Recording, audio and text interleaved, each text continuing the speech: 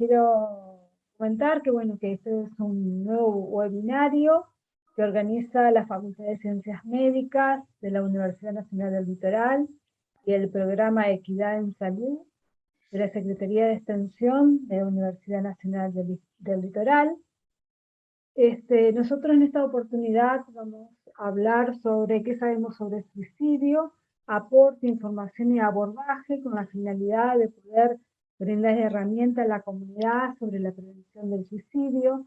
Nos parece muy importante poder visibilizar esta problemática y por eso les proponemos abordar datos de la región, poder hacer una relación con la pandemia del COVID-19, también saber cuáles son las pautas de alarma, las redes de contención con la cual contamos y las novedades en relación a la reciente reglamentación de la Ley de la Prevención del Suicidio. Bueno, como les dije, esta conferencia va a estar a cargo del doctor Nico Ambrosini, que es médico psiquiatra, que es psiquiatra del Servicio Penitenciario de la provincia de Santa Fe y docente de nuestra casa de estudio del área de salud mental, compañero de trabajo, al cual le agradecemos muy especialmente y bueno, le damos su lugar para que pueda iniciar su charla. Bueno, gracias Yelena. Un placer que me hayan invitado. La verdad que está muy bueno participar de estos espacios. No solo con este tema, espero muchas invitaciones más, según cómo me porte, pero bueno, la verdad que es un tema más que interesante. Veo muchos nombres conocidos, de la Facu principalmente, algunos de otro lado. Me alegra que haya tenido tanta convocatoria. La idea, yo les voy a mostrar una presentación, que es una recopilación de datos desde la OMS, OPS, también de la PDI, de acá de Santa Fe, de la Dirección de Salud Mental y Adicciones a nivel local y a nivel país. Tenemos un tiempo bastante comprimido, pero creo que como es abierto a la comunidad, vamos a hablar de temas por ahí que nos interesan a todos, como son las pautas que tienen que ver, o las pautas de alarma, o darnos cuenta qué es lo que está sucediendo con las otras personas. Es un tema que tiene que tener una sensibilidad mayor, creo que se está teniendo hasta en los medios de comunicación, como fue en algún momento también que se charló de la educación sexual integral. Hace años no se hablaba de eso, hoy se habla en escuelas, y creo que el tema del suicidio sería interesante también que se empiece a hablar en las escuelas para sensibilizar a la población y a los alumnos mismos, por supuesto. Si no han tenido cercanía con el tema, seguramente alguna vez habrán escuchado que alguien tuvo un intento de suicidio, o tuvieron alguna persona cercana que se suicidó. Por eso el afrontar este tema también en la presentación tiene que ser con mucho respeto. Más allá de los números, hablamos de personas que han perdido su vida. Realmente, yo en la experiencia individual, bueno, yo tengo pacientes, he perdido un amigo también en estas circunstancias, y siempre nos detenemos a pensar, pero ¿qué pasó? O sea, no parecía que esta persona iba a tomar esa determinación. Y después uno rememorando, empieza a buscar tal vez culpable, o fue por esto, o fue por esta situación, rememorando un poco, empieza a hilar fino y decir, bueno, en alguna circunstancia creo que me lo dio a entender. Bueno, la idea sería que nosotros podamos un poquito anticiparnos a esto y reconocer, como seres humanos que somos, algunas pautas de comunicación, sea verbales o no verbales, que una persona puede darnos en la cercanía. Y tratar de renovar esos lazos sociales, esos lazos de comunidad, que nos pueden ayudar a hacer de contención, que hoy no tenemos. Había una de las docentes de la Organización Panamericana de Salud que hablaba de las redes, y hablaba de las redes sociales, pero justamente uno lo entendía equivocado. Cuando nos dicen redes sociales, uno pensaba en la red social, Facebook, Instagram, y en realidad ella nos hablaba de las redes sociales que están destruidas porque son las redes sociales en las cuales no necesitamos un like, nos decía. En esas redes de contención nosotros nos podemos apoyar sin que nadie nos diga que está todo bien, y por ahí en las redes sociales digitales es muy difícil apoyarse en este tipo de temas. Sí pueden servir para sensibilización de este tema. Bueno, yo les voy a mostrar, porque si no, tenemos, como dijimos, un tiempo acotado, les voy a compartir pantalla. Lo que le pido es que, a ver si todos pueden ver ahí, lo que le pido es que todas las preguntas las vayan anotando por este tema a tiempo también, y a lo último cualquier cosa volvemos sobre alguna diapositiva y charlamos. A ver, lo bueno en este caso es también tener, ustedes tienen experiencia. Yo lamentablemente quise traer una persona que pueda hacer un aporte de primera mano sobre esta situación, pero a último momento no pudo. Yo quería que esté 5 minutitos por lo menos para darle un aporte como sobreviviente. ¿Sí? Es un compañero de trabajo que pasó por una situación hace unos años y realmente iba a ser muy valioso, pero no pudo estar por situaciones familiares. Pero realmente los aportes que pueden hacer ustedes también de su experiencia sería algo muy importante. Bien. Entonces, ese era el título, obviamente. Bueno, Yelena ya me presentó, no soy mucho más de lo que dijo ella, ni mucho menos. Así que vamos directamente con el tema, que es lo más importante, obviamente. ¿Cuáles son los objetivos de la charla de hoy?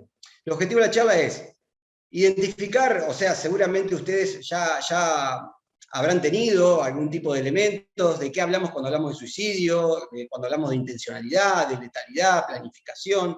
De eso vamos a hablar un poco. Cuando hay, digamos, un tipo de violencia sin intención suicida, pero poder llamarlo un parasuicidio, vamos a tratar de darle nombre o una forma a todas esas cuestiones.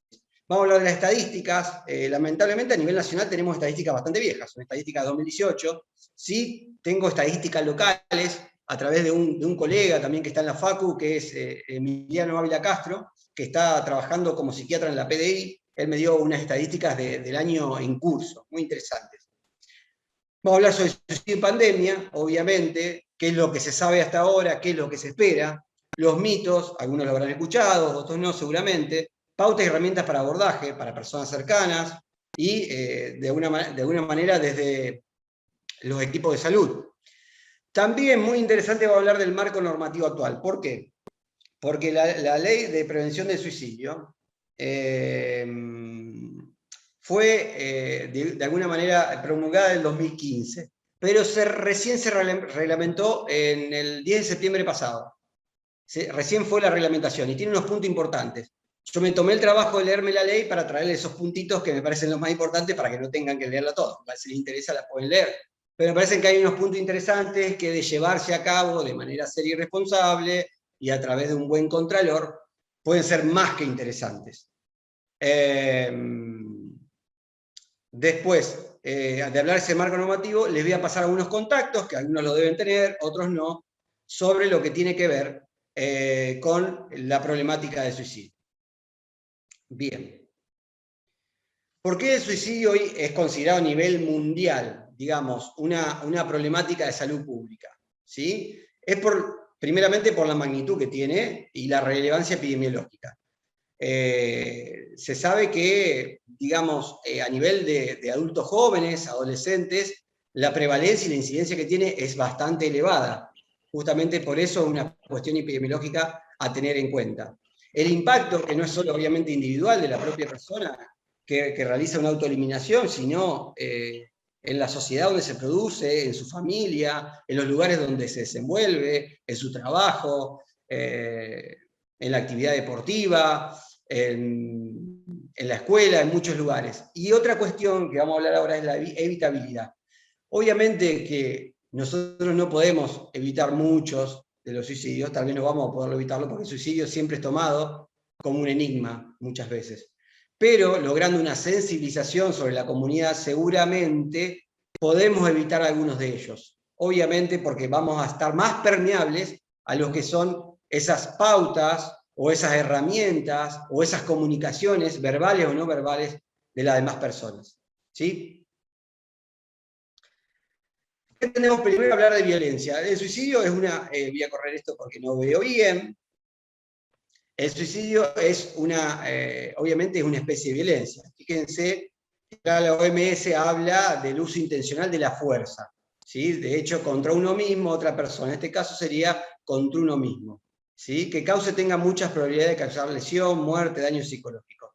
Es una acción siempre compleja de factores individuales, relacionales, sociales, culturales, ambientales. ¿Esto qué nos dice? Nos está diciendo que es multicausal. Cuando nosotros queremos tratar el suicidio de manera simplista, buscando un culpable y decir que una persona termina con su vida solo por una causa, seguramente, no en todos los casos así, no es tan taxativo, pero seguramente no estamos entrando en la verdadera causalidad. O sea, es multicausal, hay muchos factores. Como nosotros entendemos, es más que culturalmente cómo se entiende el suicidio tiene que ver con la incidencia del mismo. Vamos a después ver cómo la estadística refleja un tipo de comportamiento y de aprendizaje a nivel social, donde la agresión es aceptada, tanto hacia uno mismo como hacia los demás. Es aceptada a través de lo cotidiano. Esas violencias son aceptadas y obviamente el suicidio no está afuera de ello. Hablamos también que las violencias son una construcción social histórica. O sea, cómo nosotros somos violentos, si bien podemos ser violentos biológicamente, naturalmente, cómo uno lleva a cabo la violencia es una forma aprendida. Y como es una forma aprendida, ¿sí? Se puede modificar. Si nosotros aprendimos a hacer de una manera, podemos modificar eso, porque es un aprendizaje. Y todos los condicionamientos que tenemos a lo largo de nuestra vida se pueden reaprender, se pueden hacer reaprendizaje. No estamos condicionados de por vida a lo que hemos vivido, experimentado, o a lo que hemos estado expuestos y que han creado o han modelado rasgos de nuestra personalidad, ¿sí?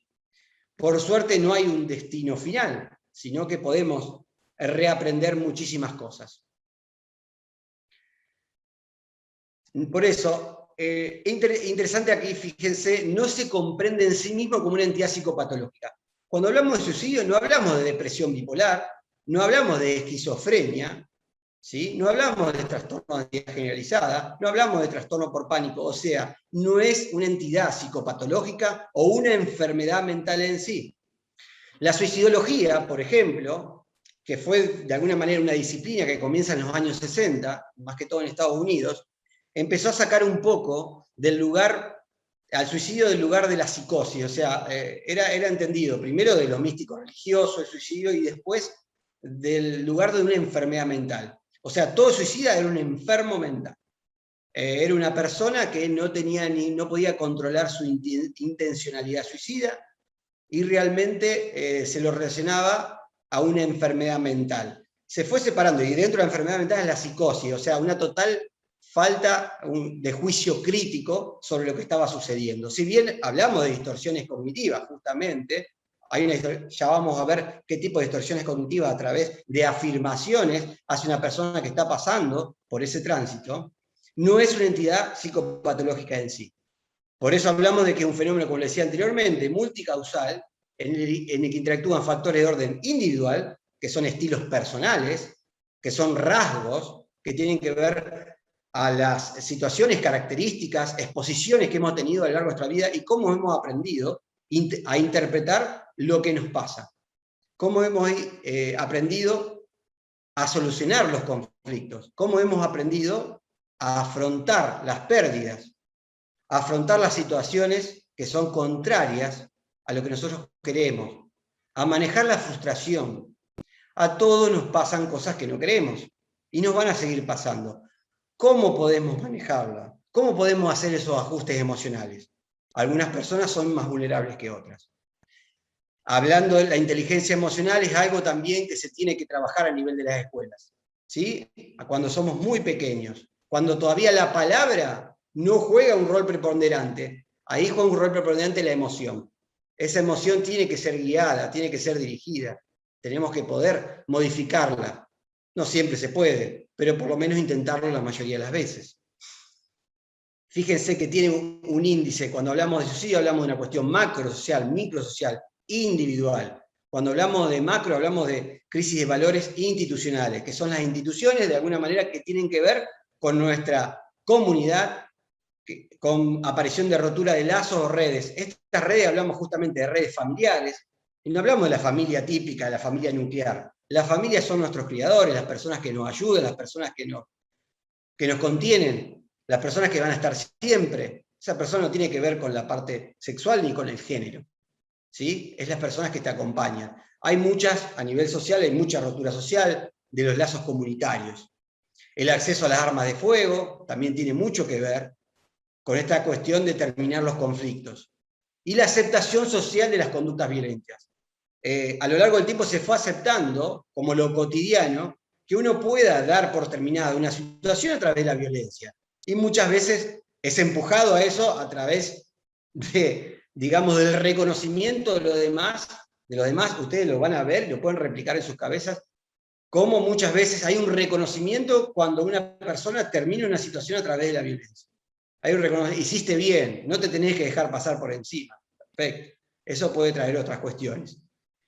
Obviamente, la parte microsocial que tiene que ver con la violencia familiar, el maltrato infantil, el abuso sexual, que son cuestiones predisponentes para luego una situación de suicidio. A nivel individual, lo que hablaba anteriormente, las habilidades para resolución de conflictos. ¿Cómo solucionamos? ¿Cómo manejamos la frustración? ¿Tenemos la inteligencia emocional necesaria? ¿Nos caemos? ¿Entendemos que no nos va a ir bien siempre? ¿Entendemos que podemos fallar? Esas situaciones tienen que ver también, no es unicausal, pero tienen que ver con el factor suicidio. También el consumo problemático de alcohol y otras sustancias pueden ser cuestiones desinhibitorias que pueden llevar a ese desenlace.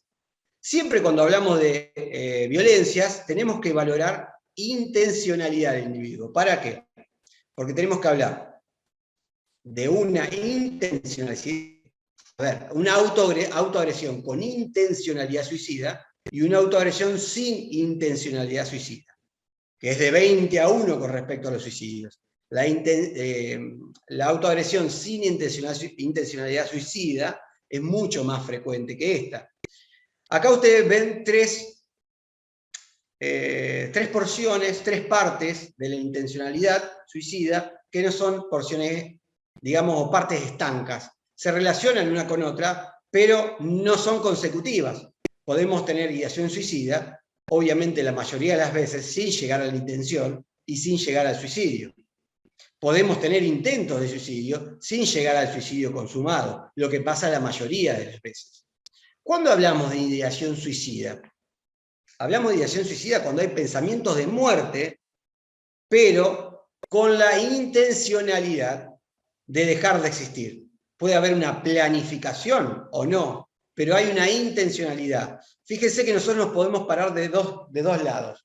O sea, yo tengo ideas de muerte, las ideas de muerte son mucho más frecuentes de lo que uno podría pensar.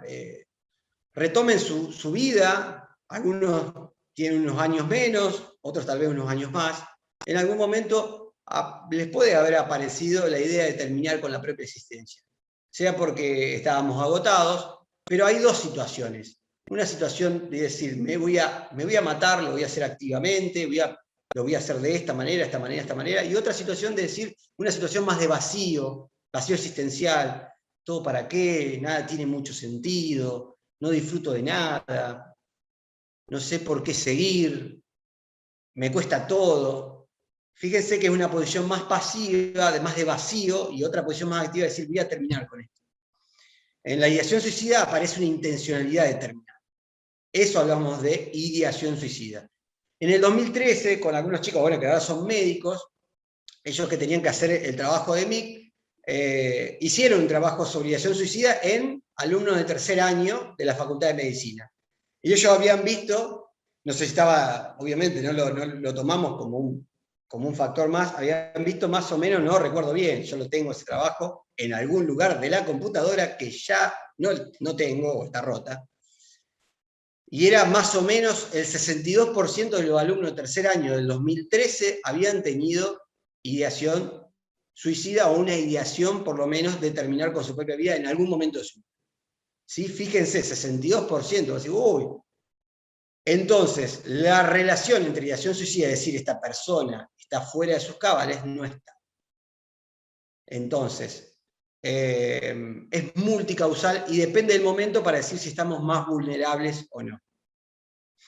El intento de suicidio ya tiene que ver con un rol activo, donde la persona sabe que los medios, sabe o entiende, muchas veces entiende que los medios que está utilizando para acabar con su propia vida pueden ser fatales, ¿sí? No es que está de alguna manera utilizando un método que conoce o que aprendió que no va a llegar a tener un resultado fatal. Tal vez no tuvo un resultado fatal, pero entendía en la intencionalidad que iba a tener un resultado fatal, ¿sí? Tal vez no tuvo éxito, pero entendía o sabía que podía matarse. Ahí hay un intento de suicidio, ¿sí? Si no, hablamos de no intencional suicidio. Obviamente el suicidio consumado, que es la mayor expresión de la violencia contra uno mismo, que después lo vamos a ver registrado en los números de personas fallecidas, que realmente es impresionante si uno habitualmente no lee sobre esos temas o no está sensibilizado o es permeable a esa información. Cuando hablamos de no intencionalidad suicida, que está muy relacionado y también lo tenemos que hablar ahora, fíjense que la Asociación de Psiquiatras Americanos en el 2013 le pone que la ausencia de intención suicida puede identificarse a partir de la evaluación de riesgo que realiza el propio individuo. O sea, infiere que no es probable que tenga como resultado la muerte, o aprendió de alguna manera que a través de esos mecanismos no iba a tener un resultado fatal. Pero muchas veces esos mecanismos tienen una funcionalidad. Yo lo pregunto muchas veces también en el servicio penitenciario. En el servicio penitenciario hay muchas autolesiones o autoagresiones. Entonces, muchas veces pregunto, no de otra manera, sino pregunto por qué lo haces, para qué o qué buscas. Y recibo muchas respuestas, también en el consultorio. Pero siempre veo, nadie lo hace por nada. O sea, siempre hay una funcionalidad, por eso se pone eso en la diapositiva, una funcionalidad, o sea, que satisface una cierta expectativa del individuo. Siempre, muchas veces, actuando como una descarga. Interrupción, cuando hablo de interrupción, hablamos de interrupción de un dolor muchas veces psíquico, un tipo de autorregulación, obviamente mal aprendida, desadaptativa, disruptiva, pero una especie de autorregulación emocional. Entonces, enfocar en el cuerpo una situación que tengo a nivel psíquico y no puedo controlar. Entonces la enfoco en el cuerpo y mediante esa autoagresión yo la controlo, porque está acá. Yo la puedo tener cierto control. Habitualmente hay un descontrol sobre la situación, estoy en una sensación de caos y a través de la autoagresión trato de tener un pequeño control sobre lo que me está pasando. A nivel de lo que es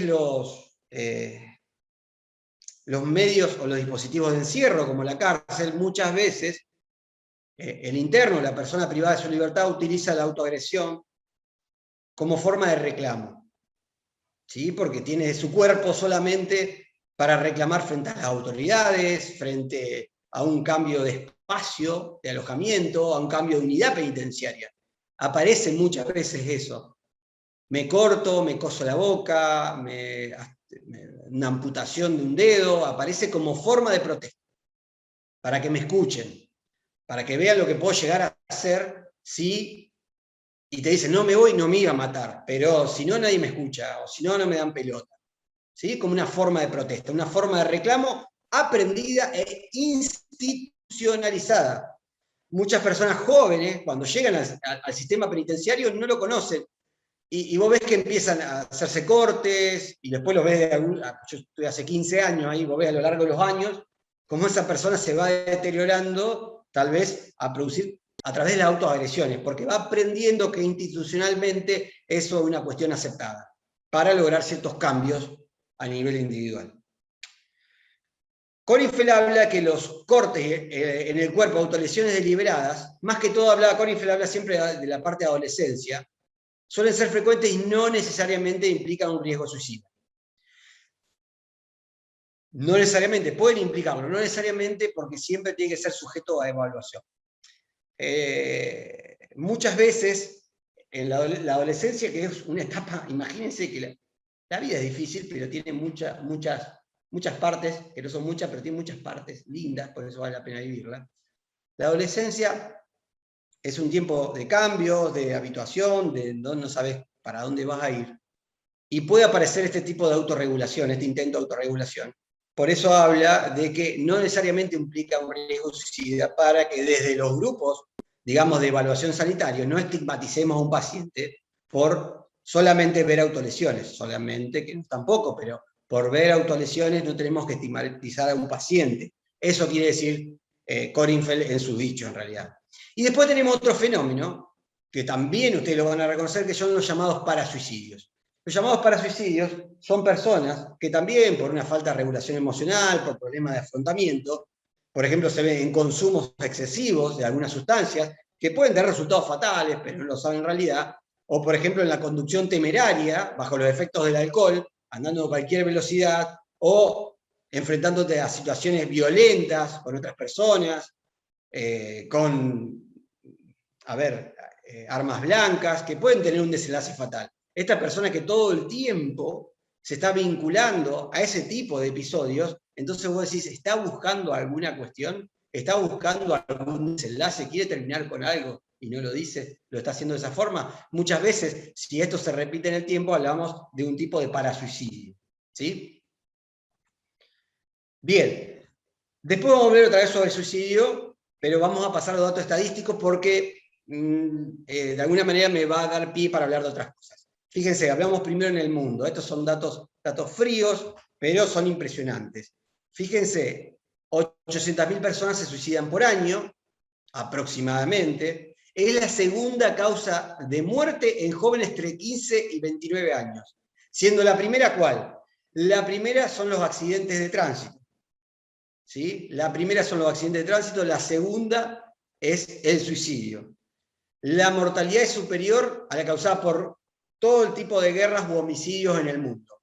Y en personas de mayor edad aparece como la quinta causa. ¿Por qué aparece como la quinta causa? Porque ya aparece en la incidencia otro tipo de enfermedades, como cáncer, enfermedades infecciosas, ¿sí? Otro tipo de situaciones.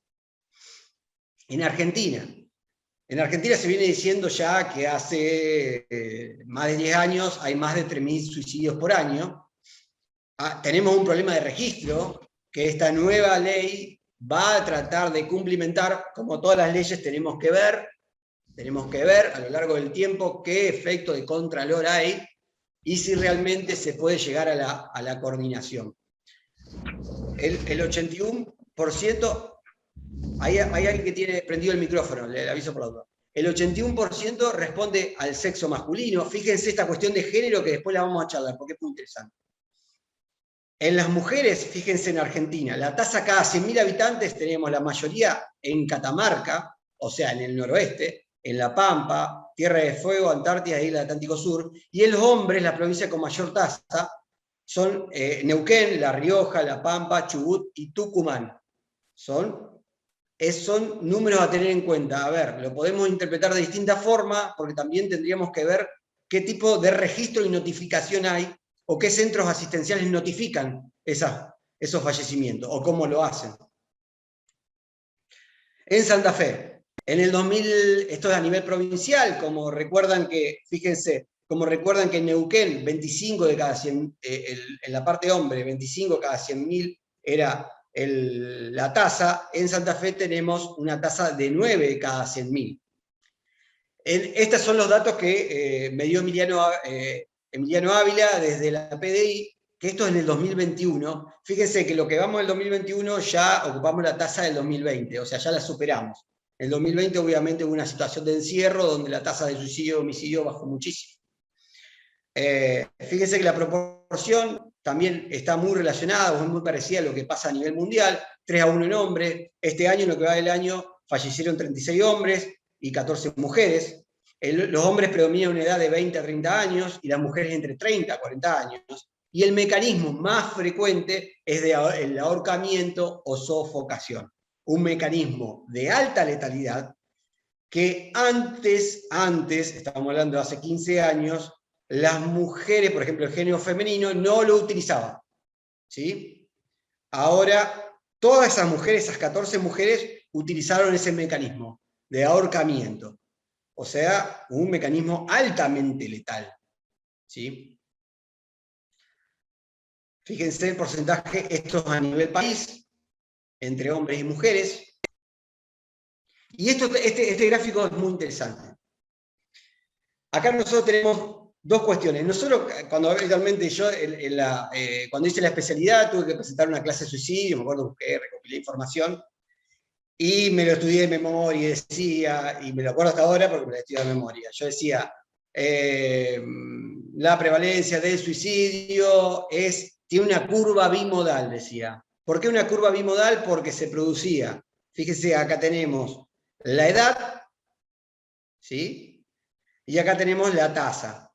Fíjense que en el año 2000, estamos hablando de esta curva, fíjense que había una curva que aumentaba en la adolescencia, disminuía y después iba aumentando hasta llegar a su máximo índice en la tercera edad. Entonces nosotros hablamos de una curva bimodal o una doble curva. Fíjense en el 2018 el tipo de curva que obtenemos. O sea, ha aumentado mucho la incidencia en lo que es adultos jóvenes, adolescentes y niños, y ha disminuido en forma muy importante en los adultos mayores. Es una curva para interpretar, es una curva para leer. ¿Qué es lo que está pasando? ¿Qué es lo que está sucediendo? Es una curva muy interesante. A mí me sorprendió muchísimo. Ahora, yendo directamente a los adolescentes, que es lo que más preocupa, fíjense, acá tienen los fallecimientos debido a causas externas. Causas externas son lesiones no intencionales. ¿Qué son las lesiones no intencionales? Los accidentes de tránsito, caídas y otras cosas. Fíjense que tenemos este porcentaje. Esto es 2018. Lesiones no intencionales de 10 a 19 años. Los suicidios tienen este porcentaje. Las agresiones, o sea, agresiones, heteroagresiones de otras personas, tienen este porcentaje. Otras violencias, este porcentaje. Y fíjense, los eventos de intención no determinada. ¿Qué nos están diciendo? Eventos de intención no determinada, o sea, no se pudo determinar a través de la medicina legal, no se pudo determinar el mecanismo exacto de muerte de esas personas. Entonces podemos decir, por ejemplo, de Santa Fe y Buenos Aires, tienen alto porcentaje de eventos de intención no determinada. Entonces podemos pensar que tal vez hay una subestimación de homicidios y suicidios. Porque estos eventos de intención no determinada, hay muchos eventos que son de ahogamiento. Uno no puede determinarlo, o podría decir, los suicidios están subestimados. Pero obviamente lo que podemos decir con cierta autoridad por los números es que es la segunda causa de muerte en adultos jóvenes en Santa Fe, por ejemplo. Superada en los últimos años por el homicidio en la provincia de Santa Fe. Pero a nivel país, la segunda causa de muerte es el suicidio. Bien. Acá lo que volvía, como vimos la diferencia en género. Ahí le dejamos una definición de género, obviamente que nosotros lo tomamos y desde nuestra facultad también lo entendemos así, que el género es una construcción social e histórica, ¿sí? Es una manera de percibir e interpretar el mundo, es una manera de ver cómo son los problemas y es una manera también de solucionarlos, ¿sí? Tiene que ver con condiciones, el género se construye a través de la socialización, o sea, que se construye a través del aprendizaje comunitario. O sea, se aprende a través de la sociedad. Entonces nosotros aprendimos a ver problemas, aprendimos a resolver problemas de una manera. ¿Por qué los hombres o el género masculino resuelve de esa manera los conflictos personales? Eso también podemos preguntarnos a nivel de sociedad, porque todos formamos parte de eso. Acá algunos puntos que podemos estar de acuerdo o no. O sea, en los niños se estimula el uso de estrategias más que todo agresivas para lidiar con los problemas, reprimir posibilidad de expresar necesidades, reconocer debilidades. Hay muchas limitaciones para pedir ayuda o tramitar pérdidas de todo tipo. O sea, pérdidas, pérdidas por duelos que tienen que ver con pérdidas de familiares, pérdidas de una pareja, pérdidas de un laburo. Fíjese en pandemia, mucha gente perdió el laburo, mucha gente tuvo pérdidas económicas. Y si nosotros no podemos pedir ayuda porque tenemos que ser autosuficientes, como dice Connell, tenemos que ser proveedores, protectores y preñadores, decía él en el año 97. No nos podemos salir, porque salimos de esos, yo me incluyo, saliendo de esos lugares, nos sentimos débiles o nos sentimos que no somos masculinos, entonces lo vemos como una debilidad. Entonces tramitar esas pérdidas es muy difícil para el hombre en esta construcción de género actual. Es muy difícil, es muy difícil. Vos decís, bueno, el hombre tiene muchas más posibilidades, sí, pero también tiene muchas más dificultades en tramitar emocionalmente. También lo hace muy pasible al homicidio y muchas veces lo hace pasible a usar la agresión frente a una mujer, que es el caso del femicidio. ¿Sí? Porque no puede tramitar la pérdida de una pareja de otra manera. Por eso hablamos que el tema suicidio tiene que ver con las violencias, y el tema de la violencia se tiene que empezar a ver en la primaria directamente, ¿sí? Como se habla de la educación sexual integral. Otra cosa, los padecimientos de salud mental, como cualquier persona vea el suicidio, es entendido a nivel del rol masculino como una debilidad. O sea, si yo no puedo, claudico, yo cedo, o yo digo, hasta acá llegué, soy un débil. No, yo tengo que ir al frente, no me puedo caer. Y esa es una distorsión cognitiva, que se ve mucho en el paciente suicida. Yo no me puedo dar el lujo de caer, yo no puedo caer. Yo tengo que ir al frente siempre, y si no voy al frente, no sirvo para nada. Y si no sirvo para nada, es una de las cuestiones por las cuales puedo terminar con esto.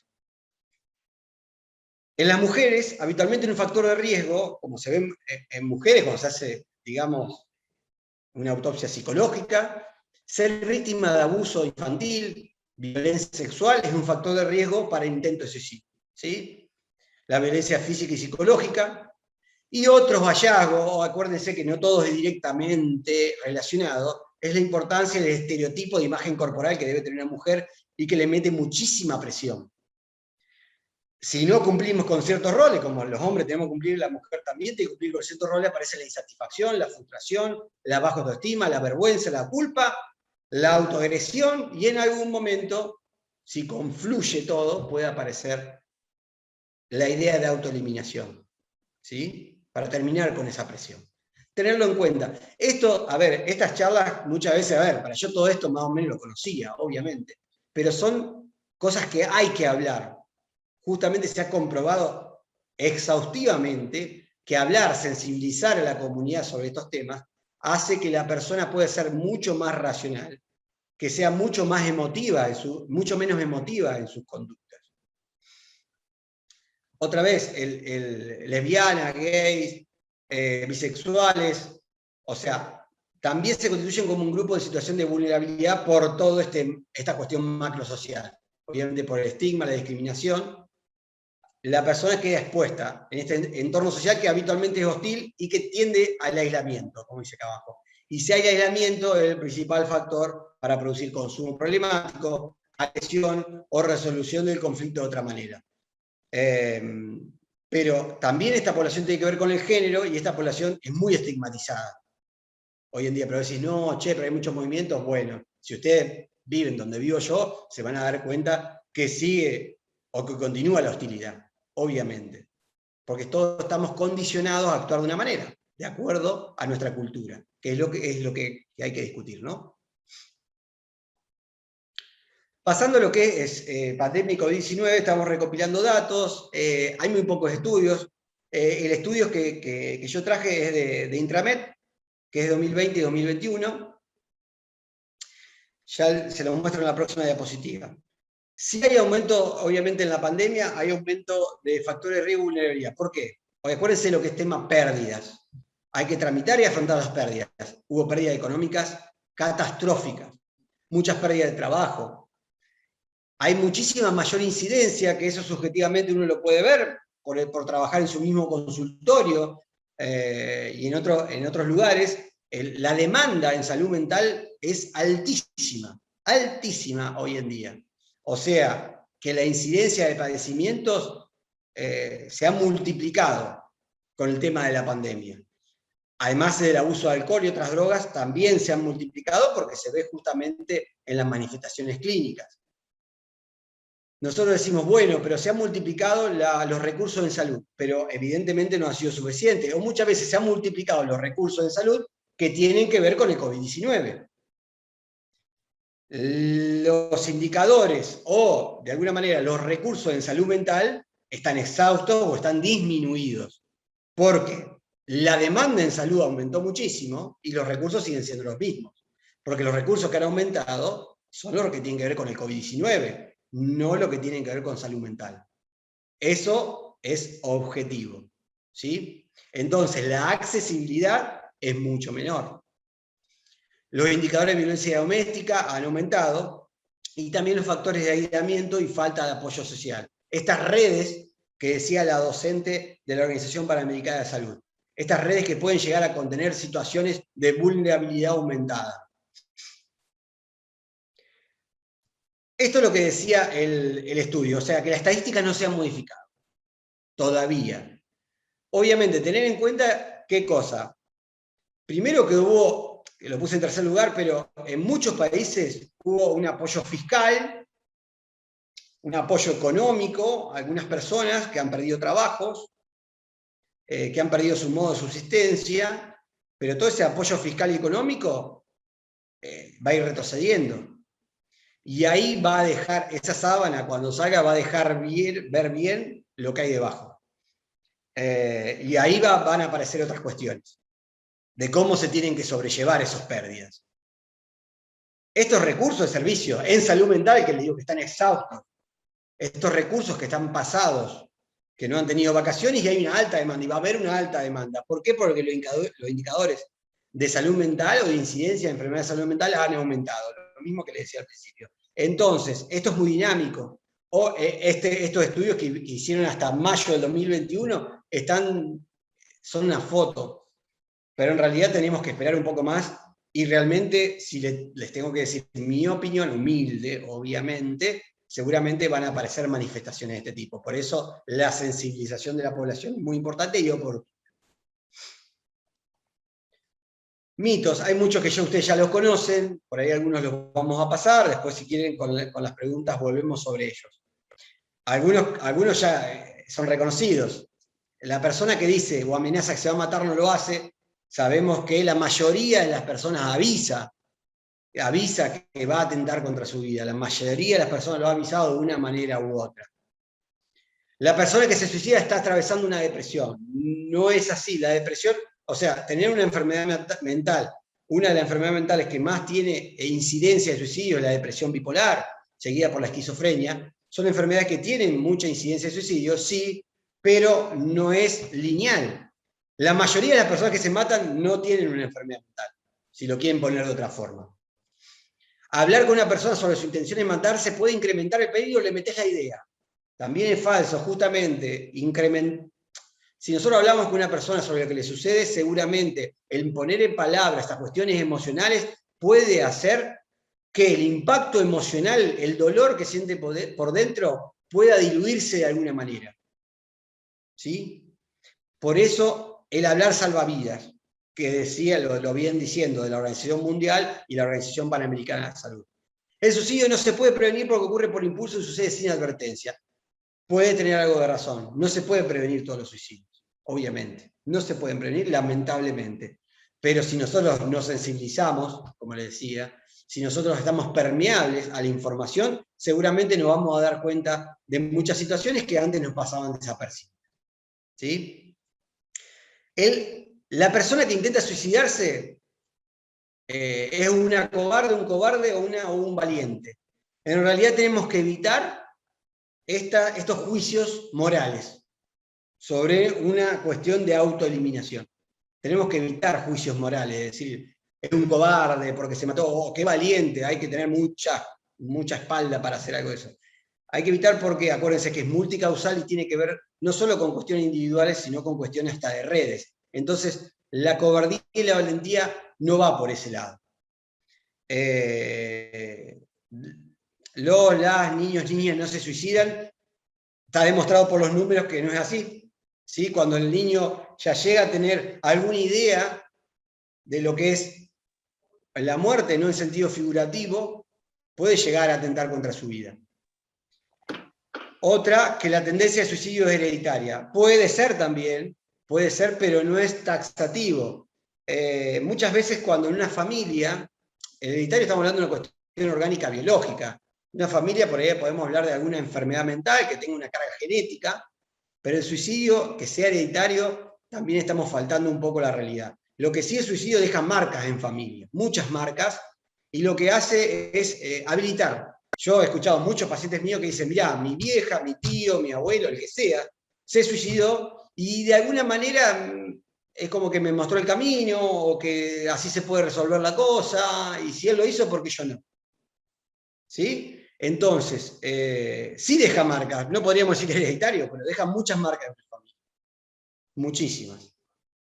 Las personas con riesgo de suicidio tienen toda la intención de matarse. La mayoría de las personas que intentan matarse tienen una ambivalencia importantísima hasta el último momento. Hasta el último momento. Hasta el último momento están entre hacerlo y no hacerlo. ¿La mejoría después de una crisis significa que el riesgo de suicidio es desaparecido? No, también es falso. El mayor riesgo de suicidio es después de un intento de suicidio. ¿Sí? Es donde nosotros tenemos que apostar a hacer mayor acompañamiento todavía. No todos los suicidios pueden prevenirse, bueno, está bien, hay una cierta verdad en esa afirmación, pero podemos intentar prevenir muchos, obviamente, pero no todos. Una vez que una persona es suicida, lo es para siempre. También es falso, o sea, acuérdense que acá no hablamos de factores de riesgo, sino que hablamos hablamos de una cuestión más dinámica como es la vulnerabilidad. Nosotros a lo largo de nuestra vida vamos a ser más o menos vulnerables.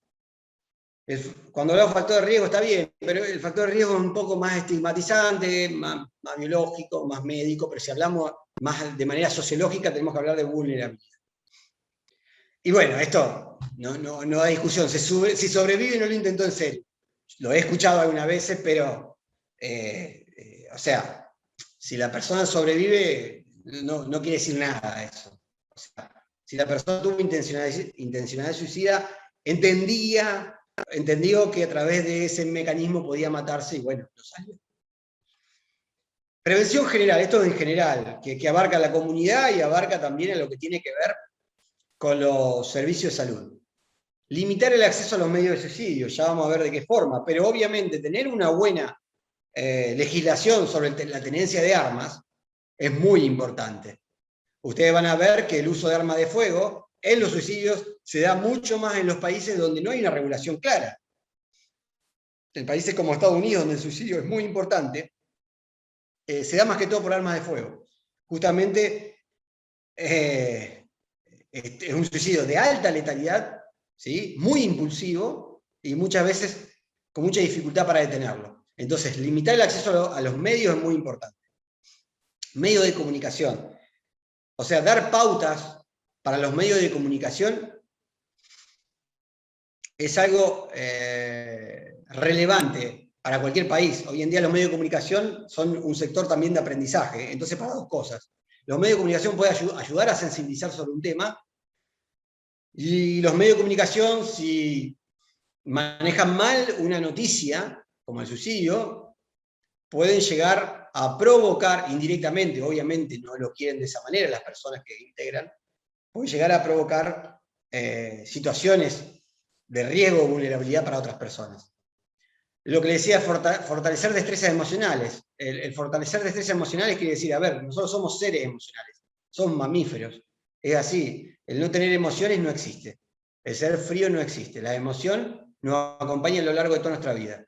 Pero el fortalecer las destrezas emocionales quiere decir que nos entrenemos desde pequeños en poder manejar la frustración, en poder manejar las situaciones que nos dan rabia, en poder ponerle nombre. Cuando uno está enojado por alguna situación y puede decirlo, che, ¿qué me pasa? ¿Por qué estoy tan irritable? ¿Por qué estoy haciendo una actividad en forma compulsiva? Estoy muy ansioso. Ya cuando uno lo dice, Si lo han probado, ya fíjense que el enojo ya no es tal, baja. Uno no se pregunta por qué está tan alegre. Alguna vez cuando estés muy alegre, decís, ¿por qué estoy tan alegre? Uy, qué bajón. Ahora ya no estoy tan alegre. Pero nadie se pregunta eso. Pero habría que preguntárselo.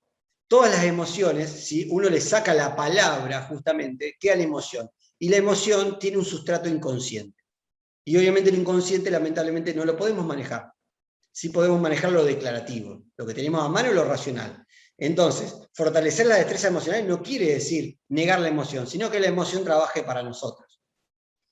Porque siempre las emociones van a estar vinculadas a nuestra toma de decisiones. Siempre. Cuando nosotros decimos, a ver, tengo dos situaciones posibles, elijo la derecha y no la izquierda, seguramente de manera inconsciente algún condicionamiento, aprendizaje, exposición que hemos tenido a lo largo de nuestra vida nos dijeron andá para allá y no para allá.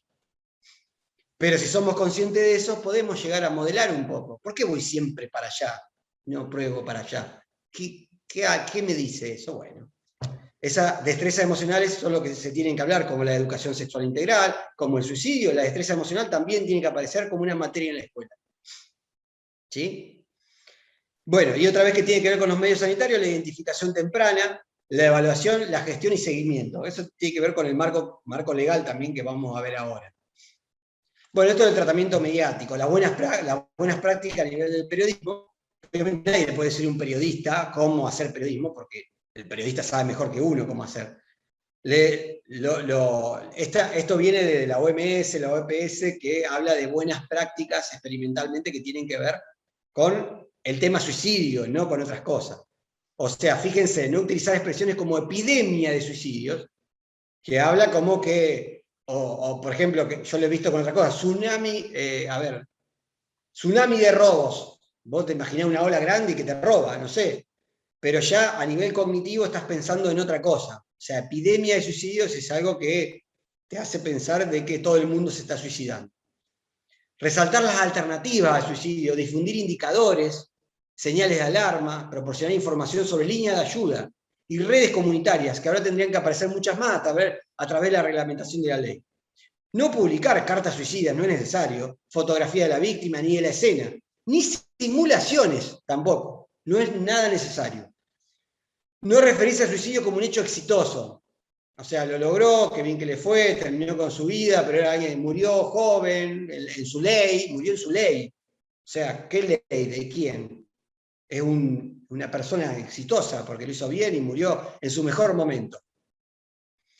O como una solución o respuesta entendible, sí, la verdad que uno está bien porque lo que estaba pasando ya no era tolerable, está bien, no es una respuesta entendible, ¿sí? No aportar culpables ni culpas, es una visión simplista. Siempre, obviamente, desde un amigo, desde un pariente, desde un familiar, nosotros tenemos que buscar culpables porque el suicidio es muy poco inteligible, inteligible quiere decir que lo podamos entender. Entonces, como somos seres humanos, buscamos entenderlo y decimos, no, fue culpa de él, o fue culpa de esto. Y sabemos que es multicausal, ¿sí? No es una cuestión tan directa, no es tan fácil. Bien, factores de protección, un poquito lo estuvimos hablando a lo largo de este tiempo. Evaluar y fortalecer recursos, capacidades, potencialidades individualmente, o sea, los estilos cognitivos, de cómo nosotros afrontamos los problemas. A nivel relacional, los vínculos y los patrones familiares son extremadamente importantes. A nivel comunitario, las redes, estas redes, no las redes, como decía la profe de la OPS, las redes que te dan like. Estas redes que siempre van a estar. Fortalecer estas redes, por más que vos estés decepcionado, ¿no? Con mis amigos, yo entiendo que mis amigos me dejan solo. Mi familia es una cagada. ¿Será tan así o realmente estás teniendo una visión de eso? Siempre va a ser así, capaz que en este momento vamos a verlo. Y a nivel social, los espacios y políticas son muy importantes. La creación de estos espacios y políticas, que muchas veces pueden quedar en leyes. Ahora vamos a hablar el marco, no se preocupen porque no vamos a leer todo esto. Fíjese, ahí le puse. La ley 27.130 fue sancionada el año 2015 y el 10 de septiembre de 2021 se reglamentó. Se reglamentó no quiere decir que salió el sol y estamos todos en una ley. Se reglamentó quiere decir que ahora hay que ponerse a articular las decisiones necesarias y que se tienen que cumplir. Ahora, Contralor es el Ministerio de Educación el Ministerio de Salud de la Nación. Fíjense, declara la atención a un individuo, a una persona y a sus familiares, ¿sí?, que tienen que ser asistidos de la parte pública y o privada, ¿sí?, si tiene obra social o prepaga, de las personas que tengan riesgo suicida. La investigación científica, o sea, que va a ser promocionada la investigación científica epidemiológica sobre esta situación. Y la capacitación, tan importante. Sensibilización de la población. ¿Qué quiere decir? Aumentar lo que tiene que ver con los recursos en la promoción de la salud en cuanto a suicidio. Y además promoción de redes de apoyo en la sociedad civil. El apoyo, hay una ONG, que ahora le voy a pasar el contacto, que pide, si vos le podés transferir dinero, pide hasta 50 pesos por mes, la asistencia al suicida. Según esta ley, ahora a estas digamos, organizaciones de apoyo tenían que brindarle una estructura económica mucho mayor. La autoridad de aplicación, como yo les decía, es el Ministerio de Salud, que va a actualizar año por año, tendría que actualizar un protocolo de atención, o sea, que tengamos un protocolo unificado, todos los agentes de salud, sea que estemos ubicados en una salita, en el primer nivel de atención, o estemos ubicados en el hospital de tercera complejidad, ¿sí? Esto es muy importante. ¿Se acuerda que yo le decía lo de los registros? Se tiene que crear un sistema de registro de notificación obligatoria, porque hay muchos, en muchas provincias dependían del modo de registro. O sea, ahora va a haber un formulario, o tendría que haber un formulario. Acuérdense que en las leyes está la cuestión escrita, pero es letra muerta si no pasa a ser realidad. O sea, tendría que haber un sistema de registro para todo el país, un registro único, donde se suba al Ministerio de Salud todo lo que es la vigilancia epidemiológica sobre esta problemática. Y esto, que es tan importante, dentro de lo que es la medicina prepaga y las obras sociales, tiene que incluirse la asistencia al suicida de manera interdisciplinaria, como el consumo problemático, que es otro tema, muchachos. El consumo problemático es un tema que hoy en día la persona que está inmersa en esa problemática tiene que ir de gira por un montón de lugares, y realmente las intervenciones que hacemos, yo me incluyo, son islas. Por ahí vos tenés a un compañero psicólogo que sigue tu onda y vamos para allá, y por ahí tenés que meter un acompañante, pero nunca podemos tratar como equipo, o no te reconocen de la obra social de las prepagas a un equipo, sino que reconocen profesionales por separado. La ley dice también que había un plan médico obligatorio para el sector privado en el sentido de las obras sociales y prepagas para el abordaje, no solo del paciente que pasa por esta problemática, sino de sus familiares. Hay que ver. Criterios para evaluar. Fíjense cómo evaluamos. No me quise ir mucho a lo médico porque obviamente hay otras personas viendo este webinar, pero bueno, esta es la cuestión más médica. Cuando nosotros vemos a una persona, ¿qué criterios utilizamos para evaluar si este cuadro fue tan grave o no tan grave? Siempre es grave un intento de suicidio, pero tenemos que ver la letalidad. ¿Qué es la letalidad? Es la capacidad de producir muerte a través de un mecanismo. Letalidad alta, ahorcamiento. Letalidad alta, arma de fuego. Letalidad baja, por ejemplo, uso de un psicofármaco tipo clonazepam, ¿sí? Eso es un mecanismo de letalidad baja. El otro tiene letalidad alta. Nosotros tenemos que ir reuniendo todos estos criterios. ¿Hubo planificación? El paciente dejó una carta, esperó a que no esté nadie en la casa, se fue de viaje, dejó todo ordenado, o sea, hubo una planificación. Eso nos habla también de gravedad del cuadro, si hubo una gran planificación.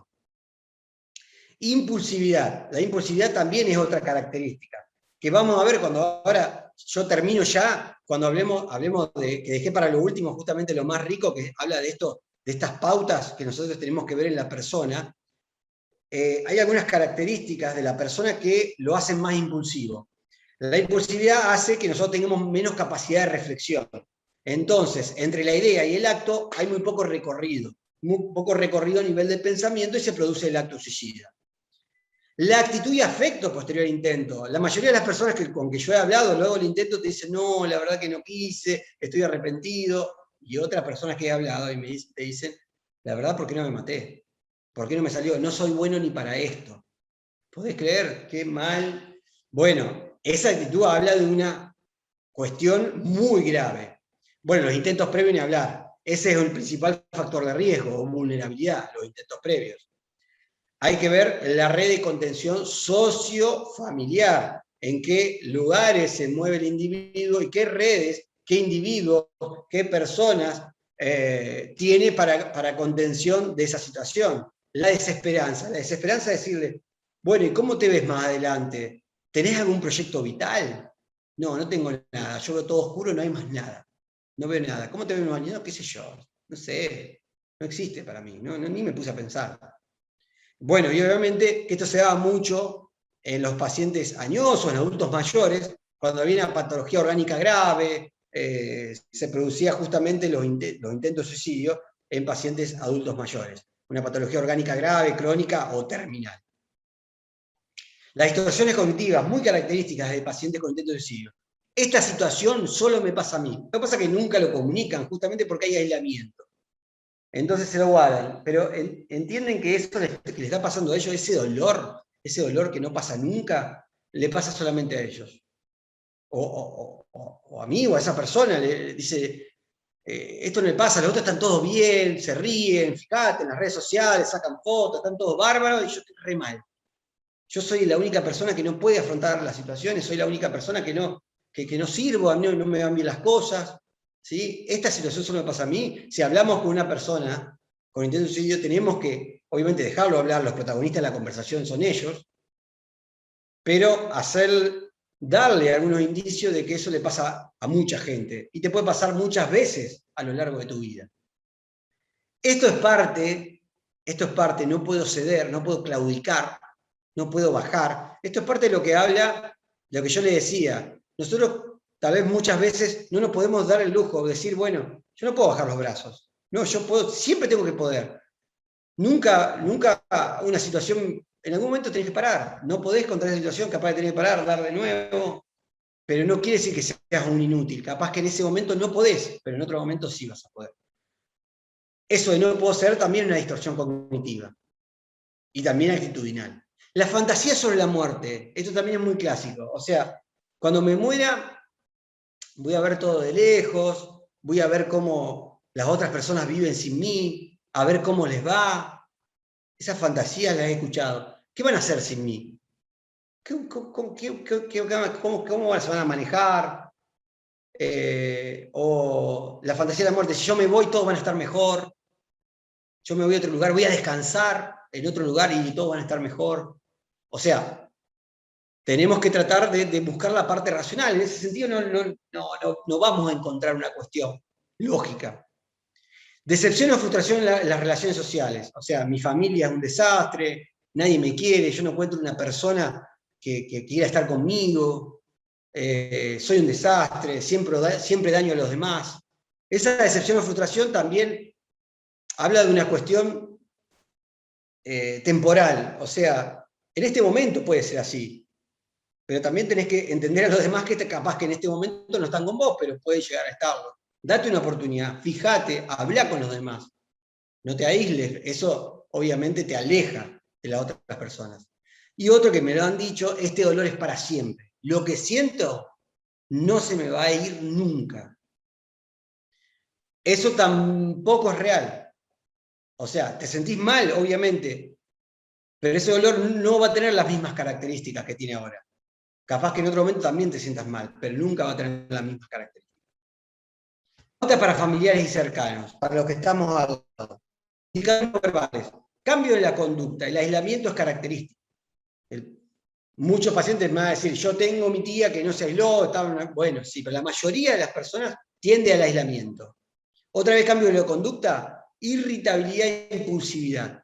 O sea, está muy impulsivo. Irritable quiere decir una persona que reacciona en forma exagerada frente a la situación, es casi neutra. Y reacciona, explota frente a cualquier situación. Está irritable. Muy relacionado al otro punto, dificultades en el sueño. Si una persona tiene mucha dificultad en el sueño e incontinencia afectiva, obviamente factor temporal principal. Yo si me pasa algo malo voy a llorar, está bien, pero ahora si me la paso llorando todo el tiempo y además no puedo dormir, yo cuando veo a un paciente en consultorio tratar de controlar el sueño, tiene que descansar bien y tiene que poder manejar la angustia.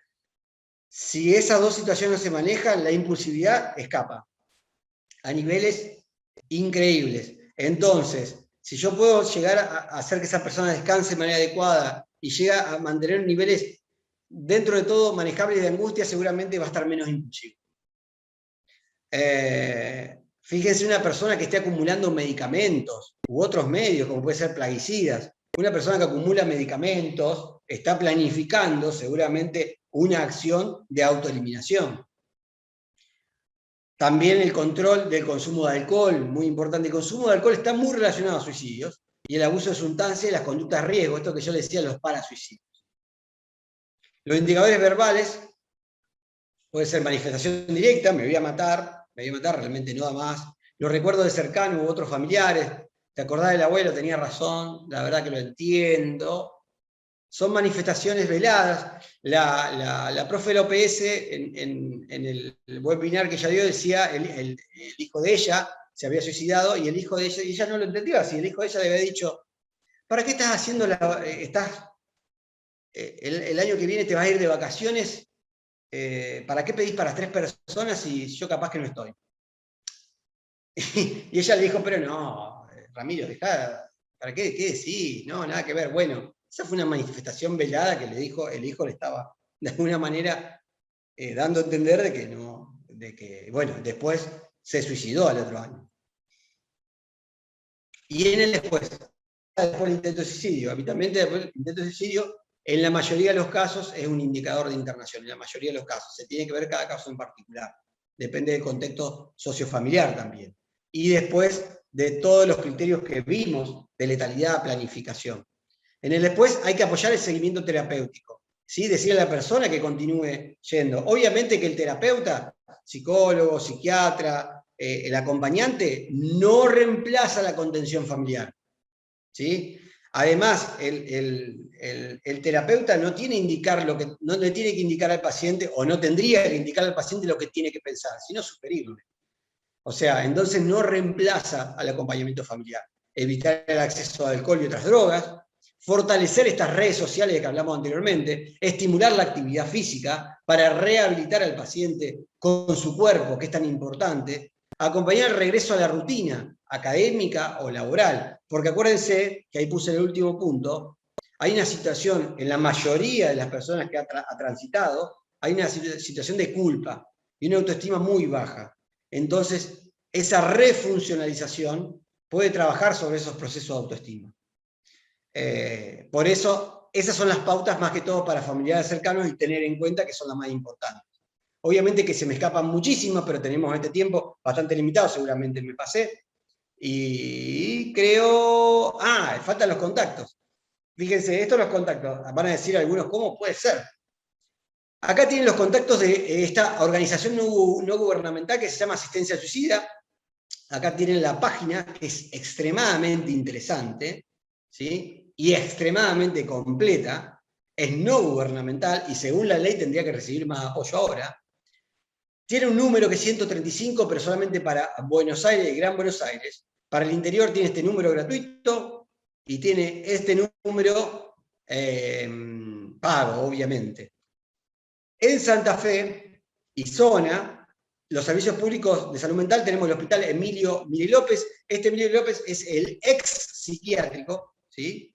Que tiene una guardia de 24 horas. Otros efectores de salud, yo me comuniqué con la gente de salud mental y me dijeron que en otros efectores de salud, si uno concurre, convocan a la guardia de salud mental que tiene una guardia de 8 a 20 horas. Después, en el teléfono de COVID, en el 0800, hay un equipo también de salud mental, si llega a salir ese tipo de demanda.